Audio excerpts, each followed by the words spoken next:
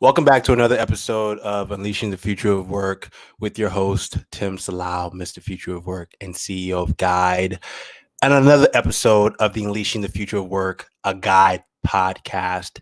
And as we all know, we are in control of our future. And now more than ever, in the era of COVID-19, we realize that our future is not something that happens to us. It's something that we mold. And, today I'm honored to have Paul Estes on today's Unleashing the Future of Work live online podcast. Paul Estes is an unstoppable advocate and evangelist for the talent economy who is dedicated to creating opportunity for everyone, reskilling by doing, and bringing diversity to our work. For 20 years, Paul struggled to balance his home life with his fast-moving leadership roles at Dell, Amazon, and Microsoft, where he led a team of progressive HR, procurement, and legal trailblazers to launch Microsoft's first gig economy freelance program and platform. Hiring his first virtual assistant transformed the way he lived and worked. Today, he's the editor-in-chief of Staffing.com by TopTal, a destination dedicated to driving a conversation through expert-driven content and thought leadership. Staffing.com is a centralizing force for understanding the dynamic future within the rise of remote work and expansion of the freelance economy and the future of staffing. Today, Paul and I are going to be discussing like everyone's favorite topic right now, remote work, COVID-19, as well as how do we embrace this new normal that is work. And more importantly, the awesome book that Paul recently actually dropped, unknowingly during this time, Gig Mindset. We're going to dive deep on that as well. And without further ado, I want to welcome Paul on the show. Paul, what's up, man? Hey, man. Thanks for. There's a couple of things that. Thank you for the kind introduction. There's a couple of things you missed. I'm also a homeschool janitor. I'm a homeschool cafeteria worker and a homeschool principal. So those are new things that have been added over the past 4 weeks to my resume. So how have you been, surviving with everything going on? I mean, we're in a pandemic. How's home life been for you? Well, the interesting thing is I'm originally from New Orleans. My wife is from New York, and we live in Seattle. And so we've had family in, most of the hot spots, what's going on. So first and foremost, I know a lot of people whose health has been impacted. And so I try to wake up every day and mindfully reflect on the fact that we're in many ways very fortunate. We have health, we've had good, stable jobs and support. And so I'm thankful for that. And I'm also mindful that a lot of people are suffering. But on another note, I started working from home 9 months ago. I made the pivot from 20 years of captive corporate America to working from home. And so for me, it's been less of a transition. I would say that my wife, who works at Microsoft in a corporation, has had a harder time making the transition. But I would say over the past few weeks, she's kind of figuring it out and getting into a new rhythm. And it'll be interesting to see what happens when she goes back. Yeah. So tell us a little bit about your career path. How did you get involved in tech, because you've worked in tech for quite some time in your life, but then how did you transition to embracing, the gig economy? I think one of the things, my dad bought me my first Tandy computer, and I know I'm dating myself when I say that. Mr. Future of Work has no idea what a 2400 baud modem is and those sort of things. Yeah. But I was always fascinated by what technology can do. And so when I graduated school, I had my first opportunity to go to Dell Computer and spent 7 years there in the heyday in 2000, and 7 years, and did the music program and a lot of things in technology there. After that, I got an opportunity to go to Xbox at Microsoft and spent 13 years there and did a stint also at Amazon. And so I always liked the pace and the innovation that was happening in technology. It was always something really interesting. It was the people that you got to work with were, always trying to make things more efficient and go faster. And so I got caught up in that race, and I enjoyed the time there. I think when I had my first children, was when I started to my daughters is when I started to rethink everything. And like you said, I hired a freelancer about 5 years ago now, and Wow. it was like the first time I used Alexa, or the first time you used your iPhone in 2009. It was just one of those moments when I realized that the way I did things, the way Mm. I worked and lived every day would be different. And that has held true for the past 5 years. In fact, I've engaged three freelancers already this morning to work on a wide range of projects for me personally and professionally. Yeah. And you are, I've known you for quite some time now. I actually worked with you while I was working with Microsoft, and that was the first time I met you. And I ever since I remember. I met remember you, the first time. I remember the first time we sat down in my office. right. But I mean, aside from your amazing energy, it was your mindset, right? And it's funny because you named the book, the gig mindset, right? But it was your mindset and how you saw work and how you were already living in way before what is now literally the future of work, right? And this idea that everyone's embracing remote work. Let me ask you, right? Because we definitely have people tuning in from all over the world. Shout out to Christy, who's tuning in from Houston. Shout out to Xavier. Show us some love in the comments wherever you're tuning in. We'll show you some love as well, and shout out your home state. But you have people all over the world who are watching, and this is their first time experiencing this new normal. You've been there already. Do you have some tips on how they can get used and get accustomed to this new normal? I think there's a couple of things that I've seen. We're actually doing some bonus episodes on my podcast, The Talent Economy, where I interview just real people and talk about what they're learning. And most of these people are not coming from remote environments. And I think there's three things that I've noticed that are consistent. One is, setting up a space. And I know it's an every tip and trick thing, but you need to, when you're working from home, have a place where you work. And especially now where you might have your kids at home, or your partner, wife, or friend, might be, cohabitating with you, having a place is really important that you go and work, because it gives a signal to people that, hey, don't disturb me when I'm in this place because I'm working. And for me, that was one of the big things that I did when I started working from home, was really create an office. So I do work from the office. It just happens to be, located in my home. And so that's one of the things. My wife has set up an office in our house, and bought a printer and got all of the things that she needs to create a work environment. So that's number one.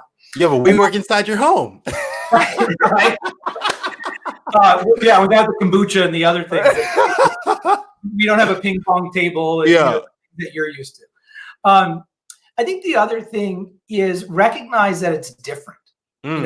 Don't try to say, oh, this is the way I worked at the office and this is how we're going to work now. I think, as I watch people, many people come and say, well, of course I have meetings all day. Yeah. And they sit in their chair. I remember vividly my wife the first 2 days coming downstairs after, being on calls from 7:30 in the morning to 6 o'clock with no break. She didn't eat and she was grumpy. And we talked about it, and I said, no, you have to block time for lunch, and you have to hold that sacred. You actually have to block time to go for a walk and just kind of those breaks, because when you're in an office environment, you may walk from meeting to meeting or go for a walking one-on-one, and some of those things, they're different when you're working remotely. So now she takes her headphones, puts her phone in her pocket, stays 6 feet away from everybody, of course, but now goes on one-on-ones, and she goes for a walk and the other person goes for a walk. And so it's a virtual walking one-on-one, but it took a while to understand those things. It took a while for her team to adapt to, smaller meetings and writing things down and communicating. They use Microsoft Teams, communicating asynchronously. That's a different way of communicating. And so I think the first realization that she had was, hey, this is different. Okay, so how do we adapt? And it took a month, and they've adapted. And I asked her just last night, I said, hey, is stuff falling through the cracks? She works in a part of the business, Azure, the cloud. And she goes, no, the team's actually adapting to this new way. Some people are still struggling. And the other thing is, don't forget to be human. Talk to me a little bit about that. What do you mean by that, being human? I think the number one thing we forget when we work, like when you're working on site, you see people, you tell stories. How was your day? What's going on, and you check in with people, and you're able to close your office door and maybe have a personal conversation. When you're working remotely, it doesn't lend itself to that human interaction. It doesn't lend itself to those daily check-ins, or kind of those niceties of how was your weekend and stuff like that. And so what we've done, or what I did when I moved, is I spend probably the first 5 minutes of every call having a random conversation and a human conversation. I also have coffee breaks with people where we do 15-minute coffee breaks that have absolutely nothing to do with the work we're doing. In fact, there's a gentleman, David, on our team who's a gardener. And one of the things that we're starting to do, maybe we're prepping, but we're starting to do, gardening, and getting the girls into gardening and learning that while we're all locked in our house. And, David and I spend time, talking about gardening because he's an avid gardener and lives in California. And so, you have to intentionally do that, whereas before you didn't have to do that. And I think it's more important than ever that we stay connected, because I know that there are people struggling with this for lots of different reasons, whether it's how they're working, whether it's personal issues that they're having, whether it's mental health and wellness, which is an extremely important topic right now. And so, if you're feeling good and making the transition, find time to intentionally every day reach out to somebody and spend 10 minutes. Yeah. I'm pretty liberal with my time, and anybody reaching out, I try to find time in the schedule. One, because it refreshes me and gives me new perspective. But two, I think it's important. And so those are the three things. One, make sure you have an office, acknowledge that this is different. It is change, and lean into that change. And, three, like I said, don't forget to just be human.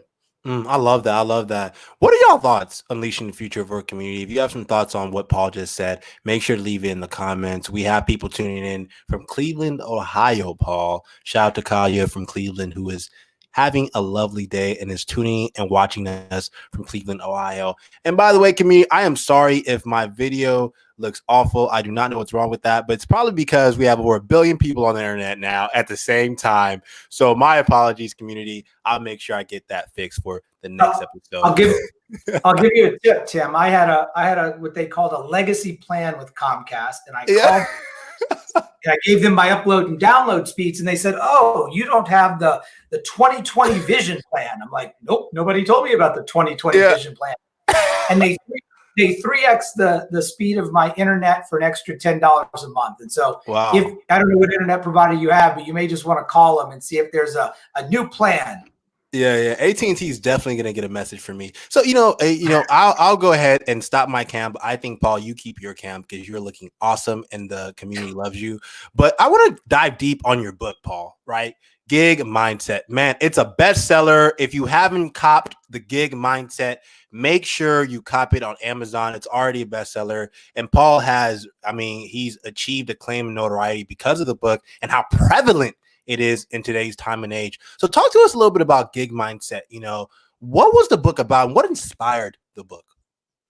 I think that I was inspired because how fundamental, like this idea that I could go to the internet and engage with people on demand who had time, but not only time, had skills. They were just better at things than I was, and I think about my podcast. I think about all the content work that I do. I'm not the world's best narrative writer. In fact, in the book, I talk about how I produced the book using this mindset with Scribe Media. Everything in the book is something I've said, thought, and is very conversational, but I didn't sit down at a computer and type it. You have to buy the book to understand the process. And so when I realized globally how many people had amazing talent and time and I could interact with, it opened my eyes up to an amazing way of doing things. And so that experience, because before I was limited to the people that maybe I could find on LinkedIn, or the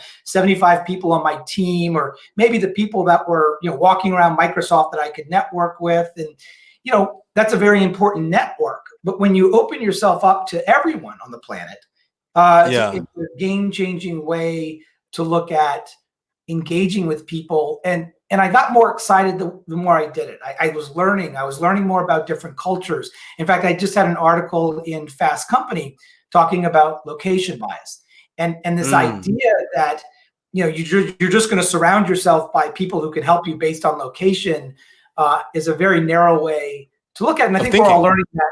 I think we're learning that now with technology. And so I was inspired by that. I knew it would change my career trajectory. And so you'll hear a little bit about that in the book. And there was a framework that as more and more people asked, that I was teaching, which was the TIDE model on how to taskify projects, how to identify what you might be good at or what somebody else might be good at, how to delegate. One of the hardest things in the world is to give up control and delegate to people, especially people who have different cultural backgrounds or have different or from different places, and so you don't have shared expectations, and so you have to navigate all of that, and then how to evolve. It's sort of like the sudden remote challenge that's going on right now. How do you take these new things of working remotely and really bake them into your daily life, into your the way you work? And I found myself being more fulfilled working this way. I found myself having more freedom, and I found myself engaging with people that inspired me. I talk about there's a newsletter. My LinkedIn newsletter goes out to 80,000 people every week, and I partner with Tim, not Future of Work, but a freelancer that I actually just talked to this morning down in Ghana, and he's amazing. And I would not have the time and capacity to produce that newsletter without his help. And it's not a transactional relationship. I think sometimes that when people think of freelancers in the knowledge workspace, in the business to business space, I think people say, well, that's just a transaction. You don't care about the person. It's actually not true. There's been times that Tim and I have had a relationship for almost a year now. And there's been times when I found projects because he was going through something, and it's two humans connecting. I do think there are some people that treat these relationships as transactional, and I think the quality of their work will suffer. I think they will struggle to really get the value out of this way of working. But for me, it was transformational, and I got so many people were asking that I felt the need to write it down and say, here's a book that can maybe help you. So let me ask you, Paul. Were you still having kind of like one-on-ones or bi-weekly one-on-ones with Tim from Ghana as you all continue to work together? We started, we started with a video call and started talking to each other, and then we just check in all the time. We communicate and check in, and I have the same with one of my researchers, and he does a ton of projects and have done projects for me for the past 3 years. And I learned about his holidays and culture, and he learns a little bit about mine. And so it goes back to the fact that you have to be human. You treat this transactionally, you'll get those kind of results, but humans aren't going to stick around. You're not really building a durable network of people. And I would say over time, my current network's about 25 people that I've been working with for over 6 months, some multiple years. And, it's project-based work, but we, communicate, and I'm looking out for them, and I refer them because they've done, great work with me. And, I think this is indicative of the world that we're moving towards, right? And you've been living in, I think what's so amazing, and I'm sure our community is just like mind blown by this, is how easy it is for you. It's like, this is just life, right? Like, I come to my computer, I'm working with people in Ghana, the UK. It's natural for you. You don't have to even think about it. And that's why I really encourage you all to check out Paul's book, Gig Mindset, because he gives the framework. He mentioned it, TIDE. And one of the things I really loved about what you were saying, Paul, is, I work with freelancers as well. And one of them, her name is Allison. And, it's a human relationship, right? I know about life with her son, like she talks to me about what she's going through in relationships. Like, we really connect. It's not just me tasking her to, hey, help me with this, and I'll forget about you tomorrow. Right. No, I think that's one of the myths I try to always bust in working this way. And the other thing is, I want to address, you said it's easy. this is where my wife always comes in and tells people we're at dinner, like, you didn't see him working at 4 o'clock or 3 o'clock in the morning trying to figure this out for a year and a half. And so one of the reasons I wrote the book is because I had spent so much time trying to figure out best practices and how to work and examples. And so that's why I produced it. So it's one of those human relationships, and you have to constantly be mindful of that. But if you lean into it, it's very powerful. One of the other things is there's this us and them mentality that I've experienced. Now I'm a freelancer, right? I'm on the other side. And when we were in a corporation, I kept hearing people say, well, I have a job, and man, I feel bad for every freelancer. And again, I'm stereotyping in very broad strokes. And so I know that there are both employees that are having challenging experiences, and there's many freelancers having experiences, especially in the B2C space with the platforms like Uber and stuff. And so I want to talk about the business to business space, but there's an overarching theme that I learned. Employees would say, well, these freelancers, I feel bad for all of them. I mean, I can't believe it. I have a job. I drive here. I come to the office. I have my benefits and stuff. And then when I got to the freelancing side of the world, there was more and more people that says, man, I feel bad for everybody that's locked in a captive office and has to commute an hour and has a boss and doesn't get the freedom I have. And so there's something, I bring that up because there's something in the middle. The truth lies, somewhere in the middle. I had great experiences in corporate America, and I had some terrible experiences in corporate America. And, in corporate America, or working for companies, you are held captive. You're paid a salary, and that salary is to provide work for the company. And you don't have a lot of freedom on what you're allowed to do. It's funny that, moonlighting is now side hustle, but the word side hustle doesn't show up in your employment agreement. And so, there are these things where companies are trying to figure out how to adapt and how to help people reskill while still, in protecting their time and doing the work for the company. And I think the suddenly remote thing is really putting a question around, does a company trust you? Before working remote is, are you trusted? Am I trusted to work from home? What my policy, it was funny. I was in a leadership team meeting, and the team goes, well, we need a work from home policy. And I'm like, well, what does that mean? Work from home policy. And then, well, we need to write a document, and then people need to apply, and then they have to get their manager's approval. And I was confused. And they asked me, well, what's your policy? I said, it's very simple. We hire adults who are grown, responsible adults. We pay them very nice and good salaries. And I trust them to do work where they need to do work. And if they're letting the team down and they're not getting the work done, then that's called a performance issue. And we have many structures and ways to handle performance issues. And so I think managers and leaders are starting to really have to deal with, do I trust my team? They're working from home. I don't see them for the first time maybe in my career. And what does that mean? Is work still happening? Is my job to oversee and micromanage work, or is my job to really provide expectations, clear outcomes, and some of those things that maybe we got lazy with, or maybe managers got lazy with over time? And so I think it's, we're really entering an age where, do I trust the people I'm working with or not? And what I found with working with my freelancers is, look, the more you build a relationship, the more you trust, the more you learn how you work, the more, and you read it in the book, the more you learn how to talk about outcomes, talk about expectations, talk about how you work. Hey, I work in the mornings, I'm not going to work at night, like all of that stuff. And you get into this rhythm where it's pretty durable. I love that, Paul. I love that so much, because it goes back to what you said earlier. Work is human, right? And I think, now you're starting to see, because I made a post about this on LinkedIn, that organizations aren't only challenging what their technology stack looks like, they're now challenging what is our culture, right? In a remote first world, right? And, I think post COVID-19, we're going to see a lot of organizations. I don't think it's just a matter of just having an all remote organization. I think it's a matter of just giving flexibility. Because that's right. What everyone wants. I just want to be able to have control and feel as if I have an option to work from home at least 2 to 3 days out of the week.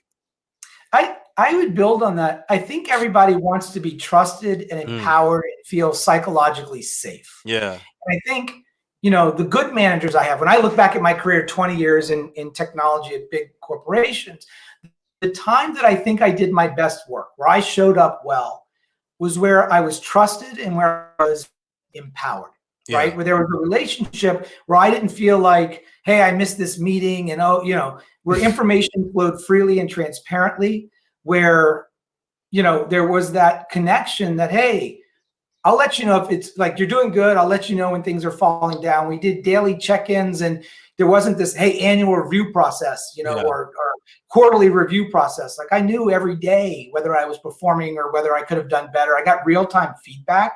Yeah.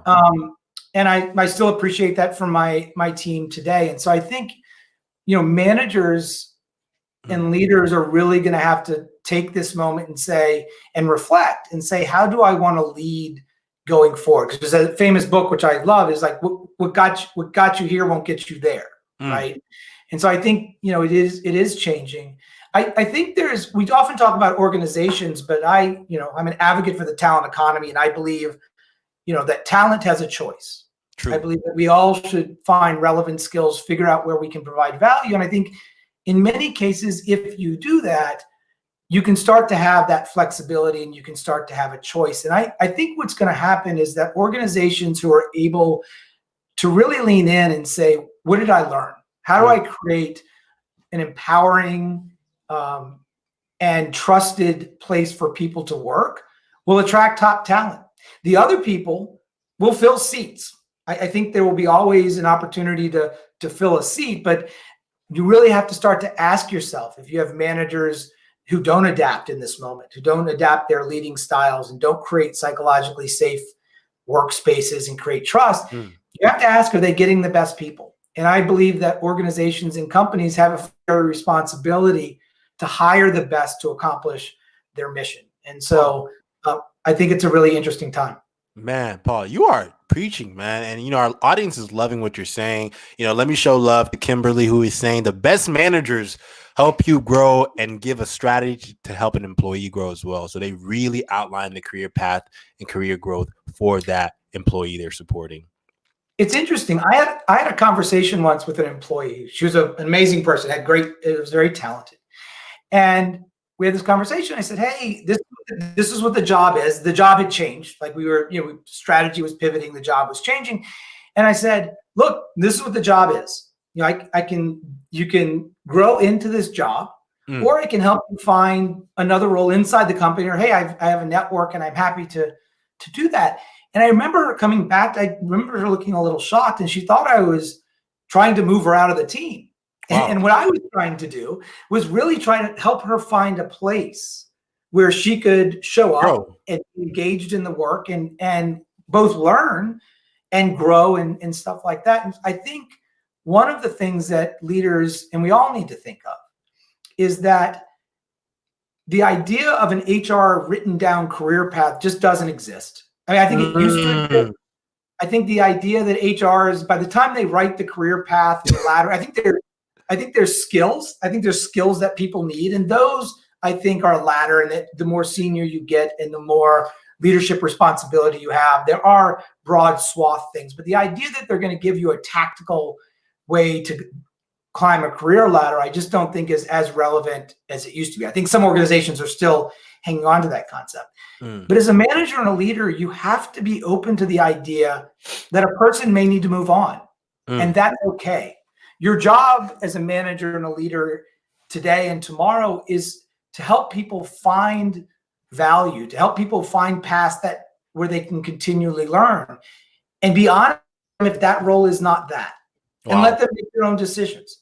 I think one of the things, Tim, you and I have always talked about is when you moved on from corporate America, and especially at Microsoft, you had a manager that didn't think it was their job to help you learn and grow. And you're at the beginning of your, relatively the beginning of a long and successful career ahead of you. Yeah. And you opted out. I signed out. I signed out, man. Yeah, I'm out. This isn't for me. Yeah. And I think going forward, more people are going to have that option. Mm. More people are going to show up after. I was talking to a friend of mine who is, always at the office, man. He worked early morning to late nights and he was off. And he sent a text last night. We have one of these friend threads going on. And he said, I don't think I'm ever going back to the office. Wow. And he's a top performer. He has a very niche skill in the hardware space. And you'll start to see people like him say, look, I'm happy to work equally as hard, but the way I'm going will be different. And if not, I may find another opportunity. And so I think we're in a world where organizations will start reacting to the way the talent they want will engage with their organization. The organizations will not have the control or the perceived control that they think they do. So, Christy's saying, trust in helping your people succeed and grow is what it's all about. And Opuaya Jumbo, shout out to her. She is tuning in from Nigeria, Paul. So much unlearning needs to take place now with leadership in the current workforce. Agree to that. And what's so interesting, about what you're saying, Paul, is the fact it's going back to trust, psychological safety, and this reality that, I've said this on record before. I don't believe career ladders exist anymore. To your point, it's really what matters is skill-based acquisition, because every employee needs a certain level of skills to take them to the next level or to maybe allow them to pivot into a new role in a new industry, things of that nature. And I think at the same time, we have to start giving people the option and the optionality, right? One of our good friends, Eric, he speaks about the optionality framework for organizations. And I think he wrote something about this on staffing.com. And I think the same applies to a worker, an employee, the talent, that they have this optionality framework to maybe, if they're in product management, to pivot to product marketing or within your company or beyond your company. But to your point, Paul, is you can't stifle talent. That's not why talent exists. And even when you think about the best managers, they're not only the best leaders, but they're the best talent managers, right? Like Beyonce's talent manager is probably like blessed because she's working, he or she is working with Beyonce and is pushing her as the talent, right? So like you have to think of yourself as like, if you're a leader, if you're managing the team, are you acting like you're managing a group of Beyoncés? Or are you acting as if you're just focusing on cogs in the machines? That's my little funny analogy to just get leaders thinking. Well, it's not only a cognitive machine. Is your job to hold people captive? Is your job to hold people captive in a meeting? Is your job to hold people captive on your team? Like I witnessed a lot of people that protect their organization and their head count at the peril of people on their team. And there's reasons people do that for budgets and scope of work and getting things done. And so I always advocate for people to take control of their careers. Really start to invest in yourself. Look, companies can only take you so far. There was a great manager I had one time, and the job was what it was. The organization changed. I had gone from this role to this role, and so I was there, and I was getting frustrated. And what I realized in that moment is he was giving me the best that he had on his team. Like this is the roles that we have, and they just weren't a fit for where I wanted to go. And it was one of the first times that I realized that it was up to me to chart my path. It was up for me to get the skills that I needed, and just like you, Tim, build a brand, find a voice, find a lane where you can provide some value, and follow that thread. And writing the book and the gig economy is over 5-6 years worth of work and insights, and meeting with executives all over the world, meeting with all the CEOs of the major platforms, and really deeply understanding this idea of redistributing economic opportunity. I don't think that there's anything outside of healthcare, the environment, and the third thing I think is jobs, right? Is opportunity. And what I found is that once I removed location, once I got over my location bias, the amazing people that I interacted with all over the United States and all over the world was amazing to me. And I encourage everyone to try that, to see the people that you can meet, expand your network, because that expands not only opportunity for others, it expands opportunity for you. It gives you modern skills that will propel you into the future, and your career and how you think of what you can accomplish will fundamentally change. And so that's why I'm passionate about the idea, and that's why I wrote the book. Man, Paul, listen to Paul unleashing the future of work community. Please listen. Go get the gig mindset. And in addition, start realizing you have an option. You have an option. I think now more than ever, we're realizing that, in a world where people can't go to networking events, there's no more career fairs. How are you building that presence, that personal brand? How are you creating that path without your company's intervention, right? Because now every company is even rethinking, one, how are we doing reskilling? How are we doing promotions in a remote first world, right? When you don't see anyone, right? So you can't, there's no more bureaucracy to saying, oh, that person knows that person, right? So like, how are you actually, you putting yourself out there and being top of mind? You have to use the internet now. You have to use LinkedIn, things of that nature. And, I think Paul, I would love for you as a takeaway for our community, what are practical things that our community can do or people can do right now to embrace the gig mindset? I think the first thing I always recommend is find a project, whether it's a life project that's on your I should get to this at some day list, or work project that says, hey, I'd like to do that, but I don't have time, or a side hustler. I have friends that do nonprofit work and say, man, I'd like to provide more value to my community, except for I don't know how to do design work, and I need to do some flyers, or I don't know how to collect a list, or whatever that might be, or a website update, or just doing some admin work for your organization. Find that project and start. Go to a site, and I'm looking at my toolbar right here on my computer. Go to a site like Fiverr, go to a site like Fancy Hands, go to a site like Upwork, and engage someone. If you haven't already engaged someone, go and try those sites. There's one called Clarity FM. And Tim, I can send you all this information and you can share it. But there's a ton of sites that enable you to reach out and connect with an expert and somebody to help get stuff done. And I think that starts to open your eyes to what's possible. I think if you look in the world, if you look in the future and say, one day I want to be independent. I want to be an independent worker, whether it's you're 25 or whether you're, 50 years old. Some of the audiences that I talk to are in their 40s, 50s, and 60s later in their career, saying, hey, I still need to engage, but I kind of want that extreme flexibility. And how do I do that? Well, you're still going to need some kind of support. And so learning this mindset is important if you're at the beginning of your career, if you're a manager in the middle of your career, and most importantly, if you're towards the end of your career. How do I build something durable so that I stay relevant? I love it. I love it, Paul.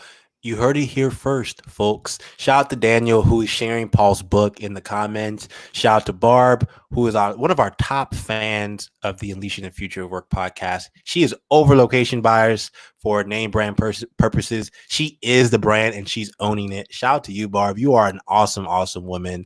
With that said, Paul, it has truly been a blessing having you on the UTFOW podcast. What is your last words, parting words for our lovely audience and community?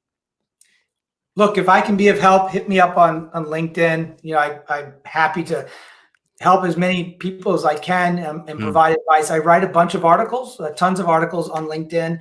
Staffing.com has a lot of articles on how to work remotely. We have the Talent Economy podcast. I have the book. And so a lot of those assets are created to really help people understand. In fact, Tim, today, we're starting our first LinkedIn live show. So following your footsteps, we have Shelly Palmer, who's an amazing gentleman in media. He's been there many years, and we'll have that conversation. So, follow the content, but most importantly, you own your path. Companies are doing the best they can to help, providing learning opportunities, career opportunities. They're doing their best, but it may not be good enough. And so what I encourage everyone is to understand where those deficiencies, and don't be caught by the fact that one organization or one company couldn't help you get where you want to go. Take small steps. What's the one, every day, if you do 1% better, at the end of the year, it's amazing what you can accomplish. And so that persistence and that practice will pay off. Man, it's truly been an honor, Paul. Thank you all to the Unleashing the Future of Work community for tuning in once again. UTFOW.com if you're interested in being a guest or know someone that's interested in being a guest. UTFOW.com. It's always an honor. You know, it's so funny because Paul has always been an inspiration to me in the work that I do. And it's truly been a blessing having you on the podcast, Paul. One, because you're sharing this information to the world as well as our community. And I think now more than ever is the time for us to realize that in a post-COVID-19 future world, you have the opportunity to take control of your career, embrace the gig mindset, and more importantly, create the options to succeed long term. Sean, one of our lovely fans, is saying you own your path. Shout out to Sean. And make sure you all to go get Paul's latest book, Gig Mindset. It's already a bestseller. It's in stores now. And the audiobook version is coming out stores. soon. Stores. No stores. It's online, right? And the audio version is coming out soon, correct? Yeah, as soon as I can get recording. One question for you, Tim. What's up? I know. I think the audience. Are you going to be the Mr. Future of now? I think the future of work is accelerated, so you may want to think about changing that handle to Mr. Now. Mr. Future Work Now. That sounds even catchier. All right, y'all. Peace, love, and tune in tomorrow for another special guest. Peace, y'all. Thank you, Tim. All right, we're done.